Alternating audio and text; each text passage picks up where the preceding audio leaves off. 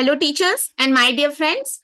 Today, I'll be discussing a few questions on the topic communication, which is part of your paper one. So, before I start the discussion, I would like to discuss the syllabus. ठीक है, जैसे कि मैं हर बार बोलती हूँ कि जब भी आप पढ़ाई करने बैठते हैं, सबसे पहले आपको पता होना चाहिए क्या पढ़ना है और कहाँ से पढ़ना है और कितना पढ़ना है. ठीक है, जैसे और ये भी है कि अभी हमारे 18 जून का एग्जाम है, तो अगर आज आप देख लेंगे हमारे पास कितने दिन बाकी है, तो ऑलरेडी हम मई के फर्स्ट वीक में, तो अगर आप देखें तो हमारे पास 1 मंथ है. ठीक है, फिर आपको रिवीजन भी करना रहता है.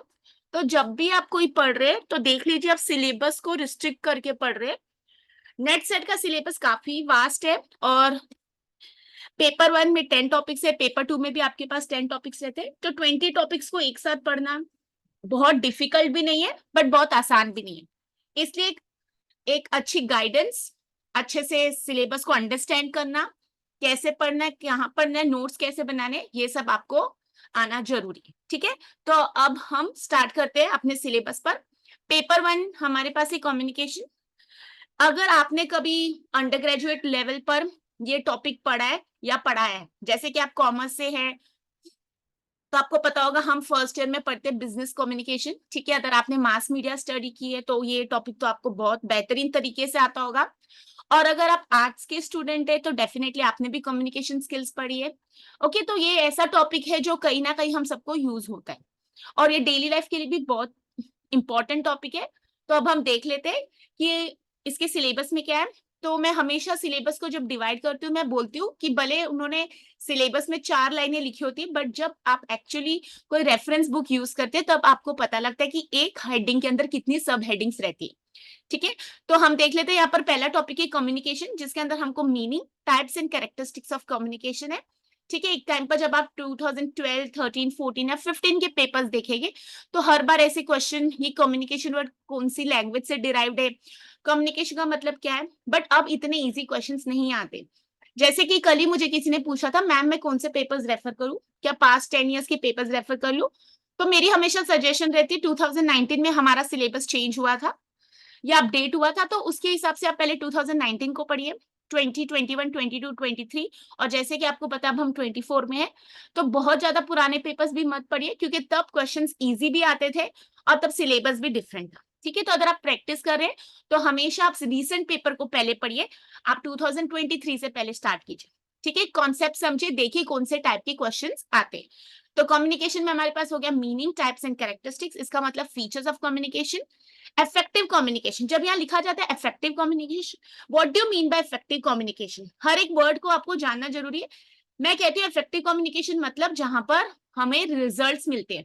ठीक है, हम कितना भी अच्छा पढ़ा ले, अगर हमारे बच्चों को रिजल्ट नहीं ला पा रहे, हमारे बच्चे मार्क्स नहीं ला पा रहे, तो कहीं ना कहीं वहां पर कम्युनिकेशन इफेक्टिव नहीं होगी. आप किसी से भी बात करते हो वो सामने वाले को आपकी बात समझ आनी चाहिए, बराबर. तो effective communication is what should produce results. Okay, अब हमारे पास है जैसे इसके अंदर सब टॉपिक्स है वर्बल एंड नॉन वर्बल. आज मैं आपको ये कॉन्सेप्ट क्लियर कराऊंगी. Intercultural and group communication, classroom communication. ठीक है, अब यहाँ पर है ना, इन्होंने बहुत सारी सब हेडिंग्स अगर नहीं दे तो you need to buy a good book and you should understand what all can be a part of this heading. Okay, फिर barriers to effective communication, what are barriers, मैं आज ये भी डिस्कस करने वाली हूँ आपके साथ. और मास मीडिया एंड सोसाइटी. ठीक है, मास मीडिया क्या है, मास का मतलब क्या है, सोसाइटी का मतलब क्या है. अब जैसे इसके क्वेश्चंस ऐसे आ सकते हैं, फेसबुक रिलेटेड क्वेश्चन आ सकता है, इंस्टाग्राम रिलेटेड क्वेश्चन आ सकता है, या फिर किसको इस बार ओलंपिक्स में अवार्ड मिला, या तो अगर ओलंपिक्स थे तो वो कहाँ पर होस्ट हुए थे. ठीक है, या तो किसी को नेशनल अवार्ड मिला. ओके, तो ये मास मीडिया एंड सोसाइटी एक ऐसा टॉपिक है जो बुक से नहीं है. अगर आप जनरल अवेयरनेस रखते हैं, थोड़ा न्यूज को फॉलो करते हैं, तो वहां से ये क्वेश्चन बन सकते हैं. तो अगर मैं कम्युनिकेशन टॉपिक की बात करूं तो हमारे पास, जैसे कि मैं हमेशा बोलती हूँ, paper 1 is predictable, we all know that we have 5 questions per topic. Okay, तो यहाँ पर इससे हमारे क्वेश्चंस बनने वाले, जो एक क्वेश्चन आपको मास मीडिया एंड सोसाइटी से आ सकता है, and this question may not be something from the books, और ये जनरल इंफॉर्मेशन रहती है. तो मैं टारगेट करूँ तो एटलीस्ट मुझे इस टॉपिक पर 4 क्वेश्चंस तो इजीली आ जाने चाहिए, जिसमें से 4 into 2 करूँ तो मैं 8 मार्क्स. तो मेरा टारगेट हमेशा क्या रहता है, मैं कहती हूँ हमें 70% तक पेपर 1 में टारगेट करना. ओके और अगर आप जेआरएफ के लिए मेहनत कर रहे हैं, फेलोशिप के लिए मेहनत कर रहे हैं, तो थोड़ी और मेहनत कर सकते हैं। आगे बढ़ते अब क्वेश्चंस पर जाते हैं।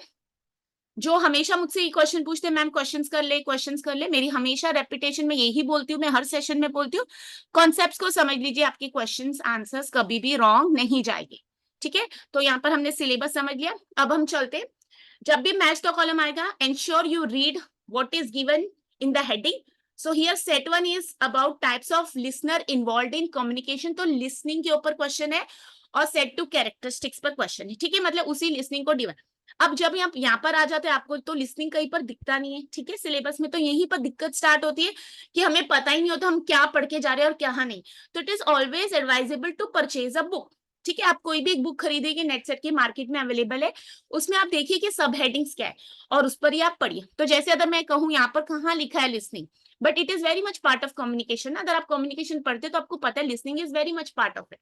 तो अभी हम पढ़ लेते हैं, सेट वन में हमारे पास है टाइप्स ऑफ लिसनर, और सेट टू में हमारे पास है कैरेक्टरिस्टिक्स। ठीक है, अब सेट वन में हमारे पास क्या दिए, हम पढ़ लेते हैं non listener, marginal listener, evaluative listener और एक्टिव लिसनर।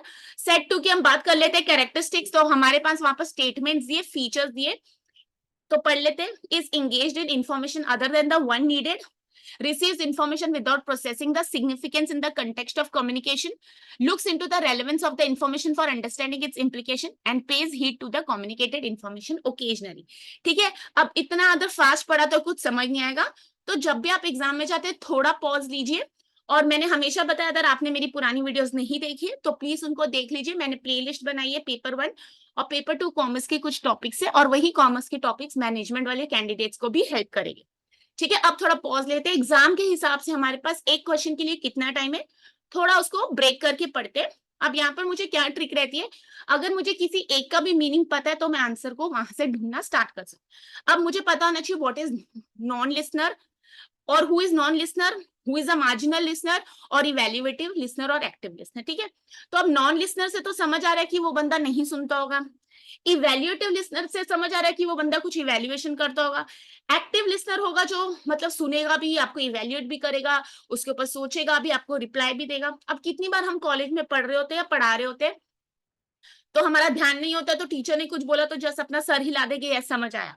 टीचर ने बाय चांस बोला पैराग्राफ रीड करो, अगर आपने टेंशन नहीं दी थी तो आपको पता ही नहीं होगा कौन सा पैराग्राफ रीड करना है। ठीक है, बट कहीं ना कहीं हम सब वहां बैठे हैं, हम फिजिकली प्रेजेंट है भले मेंटली एब्सेंट। तो यहाँ पर हम स्टार्ट करते हैं। मैं कैरेक्टरिस्टिक सेट टू देख लेती हूँ, वहां पर मुझे कोई भी एक ऐसा लग रहा है कि मुझे एक समझ आ रहा है, तो मैं ऑप्शन नंबर 3 देख लेती हूँ सेट टू का, जो राइट हैंड साइड पर है, looks into the relevance of the information for understanding its implication. ठीक है, तो ये ऐसे लिसनर के बारे बता रहे हैं जो रेलेवेंस ऑफ द इंफॉर्मेशन देखता है और उसकी इम्प्लीकेशन, इम्प्लीकेशन मतलब उसकी, आप बोलो उसकी अंडरस्टैंडिंग कर रहा है, कॉन्सिक्वेंस देख रहा है, उसका क्या मीनिंग है। तो ये कौन कर सकता है, जो बराबर सुन रहा है। तो अब मुझे जब ये क्लियर हो रहा है तो मुझे लगता है डी और 3 को मैच होना चाहिए। तो सेट वन में मेरे पास क्या है, डी, जिसको बोलते हैं एक्टिव लिसनर, तो डी और 3 का ही मैच हो रहा है। अब आप ऑप्शंस में जाओगे तो सिर्फ ऑप्शन नंबर 4 में ही डी और 3 मैच हो रहा है, बट ये क्या करेक्ट आंसर है। तो श्योर करने के लिए हम दूसरे ऑप्शन को भी स्टडी करते हैं। अब जब मैं ऑप्शन 4 को समझ रही हूँ कि आंसर हो सकता है, हम ए और 1 को मैच करके देखते हैं, क्योंकि ऑप्शन 1 में मेरे पास ए और 1 है। तो देख लेते हैं नॉन लिसनर, तो नॉन लिसनर के लिए ए और अदर 1 मैच होगा, is engaged in information other than the one needed. Yes, ये हो सकता है कि वो सुन ही नहीं रहा है और वो सुन रहा है जो जरूरत नहीं है, तो ए और 1 को मैच करके देखते हैं। बी और 4 को मार्जिनल लिसनर। ठीक है, मार्जिनल, अब आप इकोनॉमिक्स के स्टूडेंट है तो आपको पता है मार्जिनल का मीनिंग क्या है, अकाउंट्स के स्टूडेंट है तो आपको पता होगा मार्जिनल का मीनिंग क्या है। तो मार्जिनल लिसनर किससे मैच हो रहा है, pays heed to the communicated information occasionally, कुछ कुछ चीजों पर ध्यान देता है, कभी कभी ध्यान देता है। इवेल्युएटिव लिसनर क्या है, CO2, receives information without processing the significance in the context of information receive कर रहा है but in the context of communication नहीं हो रहा है, विदाउट प्रोसेसिंग द सिग्निफिकेंस। ठीक है, वो without processing the significance in the context. What is context of communication, English के हर मीनिंग का sentence wise, situation wise meaning change हो सकता है, तो उसको कॉन्टेक्स्ट ऑफ कम्युनिकेशन बोल सकते हैं। ठीक है, तो अब मुझे लगता है 4 वाला परफेक्टली मैच हो रहा है। अब कहीं पर मुझे डाउट हो रहा है तो आप देख सकते हैं, तो जहां पर आपको क्वेश्चन क्लियर लग रहा है कि इसका कॉन्सेप्ट यही मैच होगा, तो एक बार उसके सारे ऑप्शंस को एनालाइज कीजिए और आंसर को मार्क कीजिए। अगर यहाँ पर मुझे 100% श्योर था एक्टिव लिसनर को 3 से मैच होना था, तो विदाउट वेस्टिंग टाइम में यहाँ पर ये मार्क कर सकती थी। ठीक है, बट इतना एक्सपीरियंस के साथ या जब आप सारे ऑप्शंस को स्टडी करते तो ही आप क्विकली आंसर आइडेंटिफाई कर सकते हैं, बराबर। अदरवाइज क्या होता है, बहुत खुशी में गलत आंसर मार्क हो गया। तो जब भी आपको मैथ द कॉलम सॉल्व करते हैं, आपको उसकी हेडिंग देखनी चाहिए, लिस्ट 1 में क्या दिया है, लिस्ट 2 में क्या दिया है, और कौन सा ऑप्शन हम सही आइडेंटिफाई कर रहे हैं। अगर DO3 सब ऑप्शंस में दिया होता तो आपको नेक्स्ट बेस्ट आंसर ढूंढना पड़ता। ठीक है, तो यहाँ पर आपको समझ आया। अब मुझे क्या करना है आज, ये कौन सा टॉपिक है, ये मेरे पास है लिसनिंग और हियरिंग के ऊपर टॉपिक। तो हमें ये भी जानना जरूरी है, what is the difference between listening and here.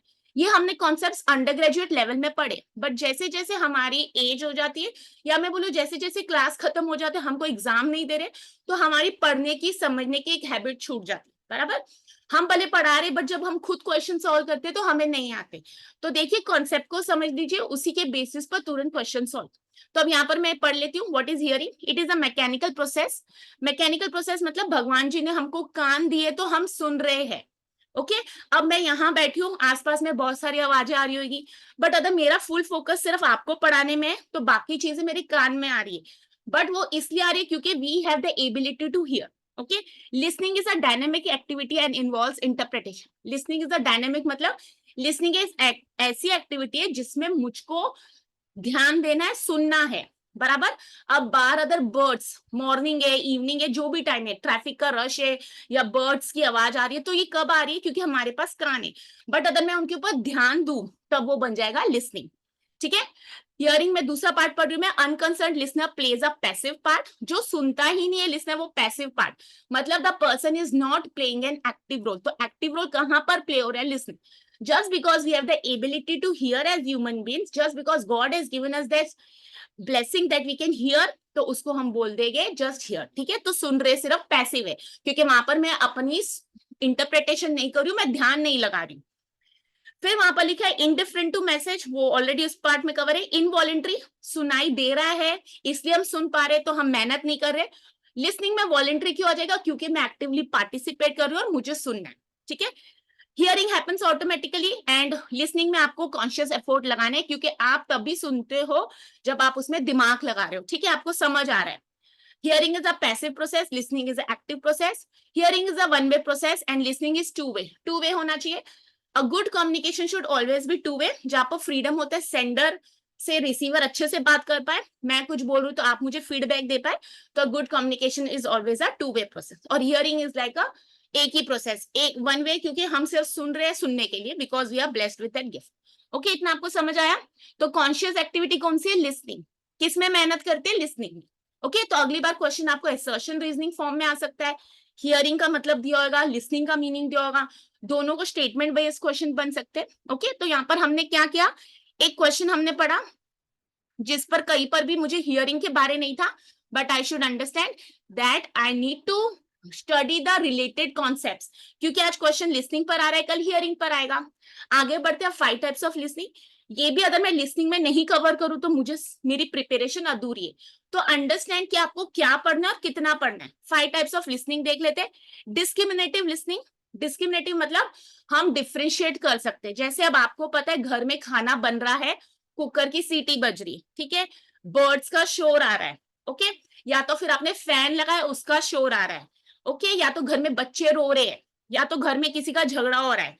तो ये डिस्क्रिमिनेशन है, you can discriminate between sounds. आपको पता है बर्ड की आवाज और ह्यूमन बीइंग की आवाज में डिफरेंस है। So you when you can differentiate between the sounds, it is called as discriminative listening. Okay, छोटे बच्चों को इतनी समझ नहीं होती, बट जैसे जैसे हम बड़े होते हैं वी अंडरस्टैंड। फिर कॉम्प्रीहेंसिव लिसनिंग। कॉम्प्रीहेंसिव क्या होता है, कभी भी किसी चीज का मीनिंग समझना, कॉम्प्रीहेंड करना।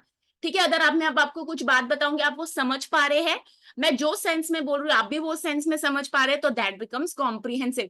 You start understanding the meaning. ठीक है, छोटे होते हमको नहीं पता होता what is custard, what is custard Apple, what is Apple. अब मैं आपको एप्पल बोलूं तो एप्पल फ्रूट सोचेगा, एप्पल फोन। बट ठीक है, आपको कॉन्टेक्स्ट में समझ आ जाए कि अगर मैं ये सब्जेक्ट पढ़ा रही हूँ तो उसमें मैंने एप्पल मे बी आईफोन के लिए रेफर किया। This is how you understand the meaning of the message. Empathetic listening, understand the feelings. ठीक है, there are two concept, sympathy और एम्पैथेटिक। सिंपैथी क्या होती है, दया भावना दिखाना। एम्पैथेटिक क्या होता है, यू फील। वो कहते हैं ना दूसरों के जूतों में पाव डाल के देखिए तो आपको समझ आता है। तो here you are trying to understand feeling of the speaker.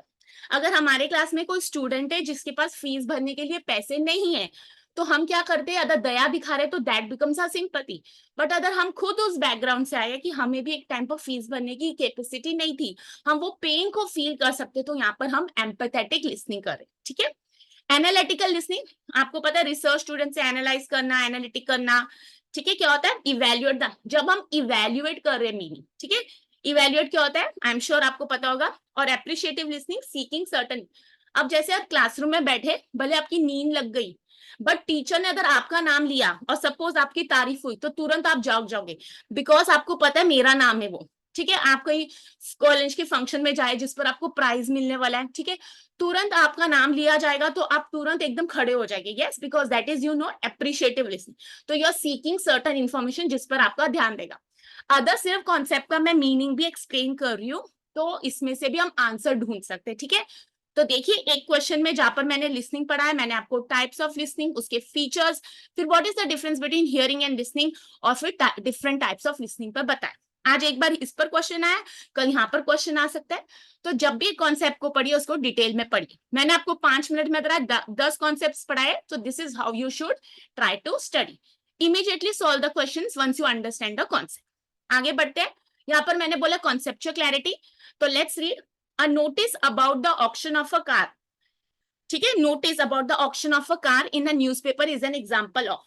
तो एक एग्जांपल दिया उन्होंने, प्रैक्टिकल क्वेश्चन। नोटिस है, एक गाड़ी की नीलामी हो रही है। ठीक है, वो न्यूज़पेपर में नोटिस आए, ये कौन सी टाइप की कम्युनिकेशन है। ठीक है, अब ये क्या है ना, टॉपिक बहुत इजी है, बट हम है ना कहीं पर कंफ्यूज हो जाते हैं और हमारे इजी क्वेश्चंस भी रॉन्ग हो जाते हैं। तो यहाँ पर अगर आपने करेक्ट आंसर गैस कर लिया तो वेरी गुड, आपको 2 मार्क्स मिलते हैं। बट पहले हम कॉन्सेप्ट पढ़ लेते हैं। डाउनवर्ड कम्युनिकेशन कौन सी होती है, ग्रुप कम्युनिकेशन कौन सी होती है, इंटरपर्सनल कम्युनिकेशन कौन सी है, मास कम्युनिकेशन। अगर अब तक आप मेरे सेशन के साथ पेन और डायरी लेके नहीं बैठे, अपनी नोट्स की बुक नहीं लेके बैठे, तो जरूर ले आइए। मेरी वीडियो को भले 2 मिनट के लिए पॉज करिए, आगे कंटिन्यू करने के लिए नोट्स बनाना जरूरी है। कभी भी नोट्स बनाइए, उसको बाद में आप रेफर कर सकते हैं। ठीक है, डाउनवर्ड कम्युनिकेशन कौन सी होती है, जो ऊपर से नीचे फ्लो होती है। ठीक है, मतलब हायर अथॉरिटी से लोअर लेवल पर आ रही, बराबर है। अपवर्ड होगी कौन सी होगी, एग्जैक्टली ऑपोजिट, जो लोअर लेवल से हायर लेवल पर जा रही है। ठीक है, डाउनवर्ड और अपवर्ड में हमको कंफ्यूज नहीं होना है। ग्रुप कम्युनिकेशन के लिए एक वर्ड लिख लीजिए, ग्रुप कम्युनिकेशन को बोलते हैं जहां पर भी you can count the number of the people. Okay, जहां पर आपको पता है आपकी ऑडियंस कितनी है। अब जैसे सपोज हमारे क्लासरूम में हमेशा हमको पता होता है कितने स्टूडेंट्स प्रेजेंट है, तो that is called as a group communication. Office में बॉस में पता हो, बॉस को पता होता है आज मीटिंग में कितने लोग present, so that is group communication. So what is the hint to identify whether the communication is group or mass communication? Wherever you know the count of the people, you know the count of the members. Interpersonal communication, ठीक है, जब हम दूसरे बंदे से बात करते हैं, if I'm talking to another person, that is called as interpersonal. Colleges में इंटर कंपटीशन होता है ना, हमारे कॉलेज के बच्चे दूसरे कॉलेज में जाते हैं, दूसरे कॉलेज के बच्चे हमारे यहाँ पर आते हैं चेस खेलने, टूर्नामेंट्स खेलने, तो that is called as interpersonal competition. जब इंटरपर्सनल पढ़े उसके साथ इंट्रापर्सनल आता है। व्हाट इज इंट्रापर्सनल, इंट्रापर्सनल जब हम खुद से बात करते, इंट्रोस्पेक्ट करते। अब जैसे हमने कोई मोबाइल फोन खरीद लिया, ठीक है, घर आके लगता है ये सही है कि नहीं, बहुत महंगा तो नहीं खरीद लिया, फिर कभी किसी दूसरे दिन दूसरे का मोबाइल देखते हैं, उसका अच्छा लगता है, तो हम खुद से बात करते हैं। एग्जामिनेशन में भगवान जी से बात कर रहे होते हैं, ठीक है, घर में हम अपनी डायरी लिख रहे होते हैं, कभी कभी खुद से झगड़ा कर रहे होते हैं, कभी कभी किसी और पर गुस्सा नहीं उतार पाते तो खुद पर ही गुस्सा होता है। तो when we are talking to ourself it is called as intra, INTRA। ठीक है, इंट्रा कॉलेज कंपटीशन, हमारे ही कॉलेज के बैफ डिपार्टमेंट, बीकॉम डिपार्टमेंट से कंपटीशन कर, तो intra is always with in. ठीक है, तो इंटरपर्सनल कौन सा हुआ, दूसरे के साथ, INTRA कौन सा हुआ, जब हम खुद के साथ करें। What is mass communication, mass communication वो कम्युनिकेशन है, याद रखे, जहां पर काउंट नहीं पता है। ठीक है, मुझे नहीं पता कितने लोग मेरा सेशन देख रहे हैं, मुझे नहीं पता अगर दशहरा की रैली आ रही है तो कितने लोग उसमें आए हुए हैं, मुझे नहीं पता अगर इलेक्शंस के लिए कोई प्रचार हो रहा है उसमें कितने लोग हैं। ठीक है, एक मूवी टेलीकास्ट हो रही है, हमें नहीं पता कितनी ऑडियंस देख रही है, तो जहां पर हमें काउंट नहीं पता उसको बोलते हैं मास। ठीक है, मास कम्युनिकेशन में फीडबैक नहीं मिलता, इस पर बहुत सारे क्वेश्चंस आए। ठीक है, कम्युनिकेशन जिसमें हम फीडबैक, अब मुझे जब पता ही नहीं कितने लोग मेरा लेक्चर सुन रहे तो मुझे फीडबैक कैसे मिलेगा, मुझे पता ही नहीं कितने लोग प्रेजेंट है। ओके, तो यहाँ पर कॉन्सेप्ट क्लियर होता है। अब ये कौन से पार्ट में है, क्या मैंने कौन से कम्युनिकेशन के सिलेबस से पढ़ा है, ये था वर्बल कम्युनिकेशन। ठीक है, अब मुझे जानना जरूरी है what is verbal and what is, अगर अब तक आपने आंसर डिस्कस कर लिया है तो आप आंसर को कमेंट बॉक्स में लिख सकते हैं, मैं आपको थोड़ी देर में बताती हूँ आंसर क्या है। ठीक है, वर्बल कम्युनिकेशन देख लीजिए, हमने लेवल बनाया हुआ, ऑर्गेनाइजेशन का चार्ट है। Downward communication is flowing from top to bottom और upward communication is flowing from bottom to up. तो जब एक सीनियर अथॉरिटी बॉस मैसेज भिजवा रहा है इंप्लॉइज को, लोअर लेवल को, तो that will be downward communication. तो क्वेश्चंस आ चुके हैं ऑफिस का, notice is which type of communication, okay, a notice displayed in the office is which type of communication. So just remember, use your common sense. When a notice is displayed in the office, it will always come from the higher authority to the lower level. So वो कौन सी communication होनी चाहिए, downward. ठीक है, अब next आएगा feedback. अब अगर आज मैं आपको पढ़ा रही हूँ, आप, मैं यहाँ पर सेंडर हूँ, आप मुझे फीडबैक दे रहे, कमेंट के थ्रू, लाइक के थ्रू, कुछ भी कोई कमेंट आ रहा है, तो वो कहाँ से आ रहा है, स्टूडेंट की तरफ से। सो student is lower level than the teacher, okay. तो यहाँ पर हमें याद रखना है, जब भी मैसेज आ रहा है हमको लोअर लेवल से टॉप लेवल पर, तो वो हो जाएगी अपवर्ड कम्युनिकेशन। देखिए कंफ्यूज नहीं हुई है, ठीक है, वो चेन है ना, ऊपर से नीचे मैसेज आएगा या नीचे से ऊपर जाएगा। तो एक प्रैक्टिकल क्वेश्चन पूछा जाता है नोटिस, तो पता होना चाहिए नोटिस क्या है। ठीक है, फिर हमारे पास हॉरिजॉन्टल कम्युनिकेशन है, हॉरिजॉन्टल का दूसरा नाम लेता है लैटरल। तो अभी अगर आपने डायरी नहीं ली है, फिर से मेरी वीडियो पॉज कीजिए, जाके बुक उठा के लाइए। lateral communication, horizontal, what is lateral or horizontal? When people of the same designation are communicating with one another. Suppose I'm assistant professor of commerce department, तो मैं assistant professor of statistic department से बात कर रही हूँ, assistant professor of economics department से बात कर रही हूँ, वो लोग असिस्टेंट प्रोफेसर है मेरे लेवल वाले। तो people communicate with their own, मतलब मैं कहूँ सेम डेजिग्नेशन वालों से, तो वहां पर हम बोलेंगे hall. Student communicating with student, a clerk communicating with clerk, ठीक है, one sweeper is communicating with another sweeper. तो जब भी डेजिग्नेशन सेम होगी उसको हम बोलेंगे हॉरिजॉन्टल कम्युनिकेशन। उसका दूसरा नाम मैंने आपको क्या बताया, लैटरल, LATER। ठीक है, तो यहाँ पर आपको समझ आया। अब इस पिक्चर में कहीं भी मास कम्युनिकेशन नहीं है, तो मेरी कहाँ गलती हो जाती है, मैंने 3 ऑप्शन तो पढ़ लिया, चौथा ऑप्शन पढ़ा ही नहीं, इंटरपर्सनल है ही नहीं वहां पर। तो बुक लीजिए, देखिए उसके अंदर कौन से सब हेडिंग्स है। अब यहाँ पर करेक्ट आंसर होना है मास कम्युनिकेशन। क्यों, क्योंकि ऑक्शन ऑफ कार है, गाड़ी की नीलामी है। न्यूज़पेपर, मुझे पता ही नहीं कितने लोग न्यूज़पेपर खरीद रहे हैं, क्या वो न्यूज़पेपर में अगर खरीदा भी तो उन्होंने मैसेज पढ़ा कि नहीं। ओके, सो आपको हिंट यहाँ पर क्या थी कि आपको एग्जाम्पल पता होना चाहिए था और मास कम्युनिकेशन का आपको कॉन्सेप्ट पता होना चाहिए। Okay, so here the correct answer is option number 4। अब आगे देख लेते हैं नॉन वर्बल। यहाँ पर मैंने आपको वर्बल बताया, नॉन वर्बल। अगर आपको वर्बल और नॉन वर्बल का डिफरेंस पता है तो प्लीज मुझे बताइए। अब मैं आपको एक्सप्लेन करती हूँ व्हाट इज वर्बल। वर्बल वो कम्युनिकेशन है जहां पर वर्ड्स यूज होते हैं, ठीक है, it can be written, it can be oral. Letter writing is also verbal communication, it is written, words use हो रहे हैं ना, ठीक है, बोल रही हूं मैं, ये वर्बल कम्युनिकेशन। तो जहां पर भी वर्ड्स इन्वॉल्व है वो हो जाएगा, तो वर्बल के अंदर आ जाएगा oral and written. Non verbal will be other than words. तो देखो यहाँ पर एग्जांपल है ऑडियो सिग्नल जिसको सुन सकते हैं, विजुअल जिसको देख सकते हैं। तो बहुत बारे क्वेश्चंस आ गए, ट्रैफिक सिग्नल, जेब्रा क्रॉसिंग, तो जो चीजें दिखती है। बट ये नॉन वर्बल कम्युनिकेशन कौन सी, जो जैसे हम क्लासरूम में जाते हैं ना, लास्ट पीरियड होता है क्लास का, सब बच्चे बोर हो रहे होते हैं, तो कैसे पता लगता है, बॉडी लैंग्वेज। ठीक है, आप इंटरव्यू में जा रहे हैं, आप किसी के शूज को नोट कर रहे हैं, आप किसी के कपड़ों का स्टाइल को नोट कर रहे हैं, आप उसके बिहेवियर को नोट कर रहे हैं, एटीट्यूड, तो this is all non verbal. तो जहां पर भी वर्ड्स नहीं यूज हो रहे बट मैसेज कन्वे हो रहा है, जैसे मेरी तो हैबिट है किसी पर फोन पर बात की, एंड में बाय बाय बोलने का, हाथ हिला देने का, भले सामने वाला देख रहा है कि, so that is also non verbal communication. ठीक है, तो यहाँ पर आपको क्लियर हुआ। बहुत बार क्वेश्चन आ चुका है, facial features, facial expressions, gestures, तो ये सारे वर्ड्स, अगर इंग्लिश नहीं आती हमें तो ये मेहनत थोड़ी करनी है कि इंग्लिश सीखे, क्योंकि अगर वर्ड का मीनिंग ही नहीं पता तो आप कैसे। तो अब इस पर क्या क्वेश्चंस बन सकते हैं, व्हाट इज वर्बल, या तो नॉन वर्बल क्या है, या आइडेंटिफाई करो इसमें से वर्बल कौन सा और नॉन वर्बल कौन सा है। फिर स्टेटमेंट दे देंगे, नॉन वर्बल में वर्बल को एक्सप्लेन कर देंगे, वर्बल में नॉन वर्बल को, फिर बताएंगे बताओ कौन सी स्टेटमेंट करेक्ट है। ठीक है, तो ऐसे बहुत सारे क्वेश्चंस बन सकते हैं।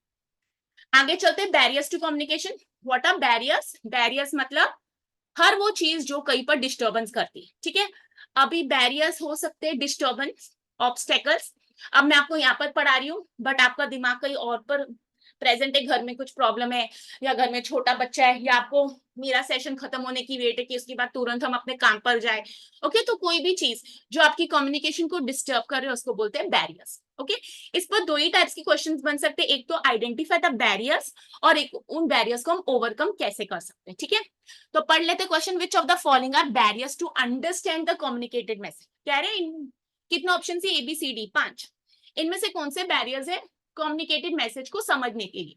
ठीक है, तो पहले ना ऑप्शन देख लेते, उन्होंने क्या दिए, कोडिंग दिए। कोडिंग में उन्होंने ABC, BDE, CDE और BCD, मतलब इस 5 में से 3 ही करेक्ट आ रहे। ठीक है, तो 2 इनकरेक्ट है। अब अगर आपने मेरी पुरानी वीडियोस नहीं देखी जिसमें मैंने बताया ऐसे क्वेश्चंस को कैसे ढूंढना है, आपको आइडेंटिफाई करना है इसमें से कौन सा बैरियर है या कौन सा नहीं। अब उन्होंने याद रखे बैरियर्स है ना नेगेटिव है, तो नेगेटिव वाले यहाँ पर आंसर बनेगी। अगर उन्होंने ओवरकम बैरियर्स पूछा होता, ठीक है, तो यहाँ पर होता पॉजिटिव वाला। तो अब हम यहाँ पर बैरियर से मतलब नेगेटिव ढूंढ रहे। तो पढ़ लेते, इमोशनल क्वोशंट क्या बैरियर हो सकता है। इमोशनल क्वोशंट का मतलब नहीं पता तो आंसर कैसे ढूंढेंगे। जार्गन बैरियर हो सकता है, पर्सनल स्पेस बैरियर हो सकती है, प्री जजमेंट बैरियर हो सकती है, कल्चरल बैरियर। ठीक है, अब हम पढ़ लेते हैं बैरियर्स, इसमें से आंसर ढूंढना है। पहले मैं आपको कॉन्सेप्ट बता देती हूँ। बैरियर्स टू कम्युनिकेशन कितने टाइप्स के, ये हमने कहां पर पढ़ा है, बिजनेस कम्युनिकेशन में। अगर आप मैनेजमेंट या कॉमर्स के स्टूडेंट है आप इसको ऑर्गेनाइजेशनल बिहेवियर में भी पढ़ते हैं, हम मैनेजमेंट में भी पढ़ते हैं। ठीक है, अब देखिए इसमें फिजिकल और इन्वायरमेंटल बैरियर्स दिए। फिजिकल मतलब सिर्फ बॉडी रिलेटेड नहीं, तो फिजिकल का दूसरा नाम है इन्वायरमेंट। ठीक है, हम फॉरेन वाले क्लाइंट से बात करें तो डे एंड नाइट का डिफरेंस है। अभी जैसे मुंबई में प्रेजेंटली बहुत गर्मी है, तो it is going to affect you, climate affects us. तो कपड़े अगर आपने बहुत डार्क पहने, आप प्रेजेंटेशन देने जा रहे हैं, वहां पर AC नहीं है, तो it is going to impact. Okay, तो देखिए इन्वायरमेंटल में कौन सी चीजों से लिखा है, time, place, space, climate, noise, choice of mean. आप बहुत गर्मी वाली जगह में रहते हैं तो सडनली आप एकदम ठंड वाली जगह में जाएंगे, it is going to affect you. ठीक है, तो ये सब कौन से होते हैं, फिजिकल और इन्वायरमेंटल बैरियर्स। सेकंड है personal barriers which is caused by status and personal relationships. जैसे मैं बोलूं ईगो प्रॉब्लम्स, वो मेरी बात नहीं सुनता तो मैं क्यों बात करूं, उसने मुझे ब्लॉक करके रखा है पहले तो मैं क्यों उससे बात करूं, होता है ना, तो ये पर्सनल लेवल के बैरियर्स है। Semantic barriers caused by connotative meanings, different meaning, semantic related to words, jargon. ठीक है, हिंदी का मोर इंग्लिश का मोर अलग है, पंजाबी की लैंग्वेज में एक मीनिंग अलग होगा, दूसरे कई बार तो ऐसे मीनिंग्स हो सकते हैं कि कोई सामने वाला ऑफेंड हो जाए, तो सिमेंटिक के लिए आप लिखिए लैंग्वेज और वर्ड्स। कल्चरल बैरियर्स हो सकते हैं, डाइवर्सिटी ऑफ कल्चर्स, कहीं पर पर्पल कलर अच्छा नहीं माना जाता, कहीं पर हो सकता है लाइक को डिसलाइक बोला जाता है। हम कभी कभी कोई फंक्शंस में जाते हैं, वहां पर हो सकता है हमें व्हाइट कपड़े नहीं पहनने चाहिए थे। तो ये हर कल्चर की अलग वैरायटी। ठीक है, हर तो कल्चर यस डेफिनेटली एक बैरियर है। Psychological attitudinal barriers mind related, जैसे मूड्स, एटीट्यूड्स, रिलेशनशिप्स, बॉस से बात नहीं करने, बॉस एटीट्यूड दिखाता है। ठीक है, रिलेशनशिप्स के ऊपर प्रॉब्लम हो सकती है, तो ये कौन से साइकोलॉजिकल माइंड रिलेटेड। और ऑर्गेनाइजेशनल बैरियर्स है जो ऑर्गेनाइजेशन स्ट्रक्चर एंड पॉलिसीज कहते हैं ना बैरियर्स। ऑर्गेनाइजेशन में इतना, अभी जैसे कोई छुट्टी मांगने जा रहा है तो प्रोसेस ही इतना बड़ा है, फिर इसको पूछो तो दैट बिकम्स अ बैरियर। कहीं पर भी रिजिडिटी आ जाएगी, वो कहीं ना कहीं बैरियर बनना स्टार्ट हो जाएगा। ठीक है, तो ऑर्गेनाइजेशन के स्ट्रक्चर और पॉलिसी। अब यहाँ पर क्या क्वेश्चंस बनेंगे, जैसे मैंने आपको बताया, आइडेंटिफाई द बैरियर्स या तो ओवरकम। ठीक है, तो अगर इतना क्लियर हो जाएगा, अब सपोज मैं पर्सनल और साइकोलॉजिकल बैरियर में कंफ्यूज हो रही हूँ। ठीक है, तो आप जब क्वेश्चन पढ़ते हैं ना, आप उसको अंडरस्टैंड कीजिए कि वो पर्सनल बैरियर हो सकता है कि साइकोलॉजिकल बैरियर हो सकता है, कि वो फिजिकल बैरियर हो सकता है या कल्चर। ठीक है, अब स्टूडेंट ने एग्जाम में कुछ लिखा, हमें वो समझ ही नहीं आ रहा, ठीक है, उसने इतनी डिजाइनर हैंडराइटिंग लिखी, इट इज ऑल्सो बैरियर, क्योंकि मैं पढ़ ही नहीं पाऊंगी तो मार्क्स कैसे दूं। तो अब उसमें से बताइए ये कौन सा बैरियर हो सकता है। ठीक है, तो जो हैंडराइटिंग हम पढ़ ही नहीं पा रहे, it is which type of barrier, तो मुझे कमेंट बॉक्स में इसका आंसर जरूर दीजिएगा। ठीक है, तो इतने बैरियर्स हमने पढ़ लिए। अब हम चलते क्वेश्चन पर। Which of the following are barriers to understand the communicated messages. तो इमोशनल क्वेश्चन बैरियर नहीं होना चाहिए, क्योंकि यहाँ पर तो अंडरस्टैंडिंग है, तो बैरियर जैसे मैंने आपको बोला नेगेटिव।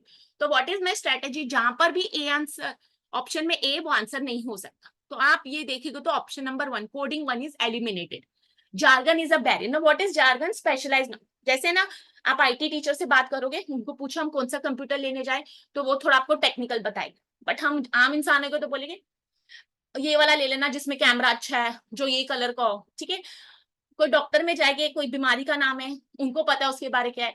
अब जैसे हम कॉमर्स के स्टूडेंट्स हैं, जॉइंट वेंचर, मर्जर, ठीक है, अगर हमको टेक ओवर, एक्विजिशन सब एक ही लगता है, अगर ऐसा है तो कॉन्सेप्चुअली वो डिफरेंट टर्म्स है, तो इट बिकम्स ए जार्गन। तो jargon is a barrier to communication. तो बी आंसर में होना चाहिए, तो बी आंसर में होना चाहिए, मतलब मैंने ए को तो ऑप्शन नंबर 1 को एलिमिनेट कर दिया था, ऑप्शन बी वाला है ही नहीं इसमें थर्ड में, तो ये आंसर नहीं हो सकता, तो सेकंड और फोर्थ में। तो देखो मैंने 50-50% में एलिमिनेशन कर दिया।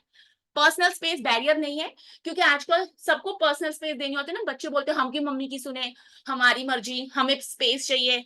बॉयफ्रेंड गर्लफ्रेंड होते एक दूसरे से पर्सनल स्पेस मांगते बराबर, तो यहाँ पर वो भी बैरियर नहीं है, बिकॉज इट इंप्रूव्स रिलेशनशिप्स।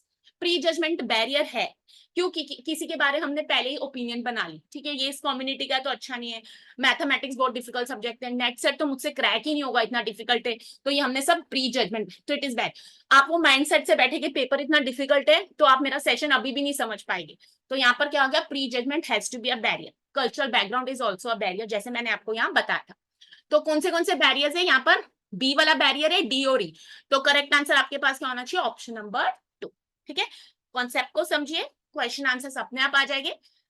अभी हमारे पास एग्जाम के लिए काफी दिन है, अगर आप प्रिपरेशन स्ट्रॉन्ग रखे तो, जैसे कि वैकेशन से थोड़ा सा सेक्रीफाइस कर लीजिए, घूमने के साथ पढ़ाई भी कंटिन्यू रखिए, ठीक है। और अगर आपको मेरी वीडियोस पसंद आ रही है तो मेरे चैनल को जरूर लाइक शेयर और सब्सक्राइब कीजिए। आज हमने टॉपिक पढ़े, देखिए कितने पढ़ा दिए मैंने आपको 15 मिनट में। पहले लिसनिंग और हियरिंग पढ़ा दिया, फिर मैंने आपको बता दिया टाइप्स ऑफ कम्युनिकेशन में मैंने वर्बल और नॉन वर्बल कम्युनिकेशन पढ़ा दी, और फिर बैरियर्स। और हर बार ये क्वेश्चंस आपको मिलेंगे ही, ठीक है। टारगेट कीजिए, क्या समझना है आपको, एक अच्छी गाइडेंस बहुत जरूरी है।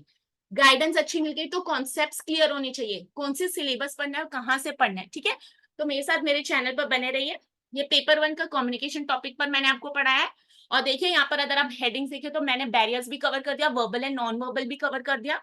ओके, तो फिर हम मिलते हैं अगले सेशन में। और आप अगर थोड़ा सा मुझे सपोर्ट करेंगे, मेरे चैनल को हेल्प कीजिए ग्रो करने के लिए, तो आपको तो ये सेशंस फ्री मिल रहे हैं। तो अगर आपको नॉलेज पसंद आ रही है तो प्लीज अपने स्टूडेंट्स और फ्रेंड, और ये सब नेट सेट के व्यू पॉइंट से नहीं, अगर आप क्लासरूम में बिजनेस कम्युनिकेशन पढ़ाने जा रहे हैं, मैनेजमेंट पढ़ाने जा रहे हैं, वहां पर भी आपको काम आने वाला है, ठीक है। तो मेरी तरफ से ऑल द बेस्ट।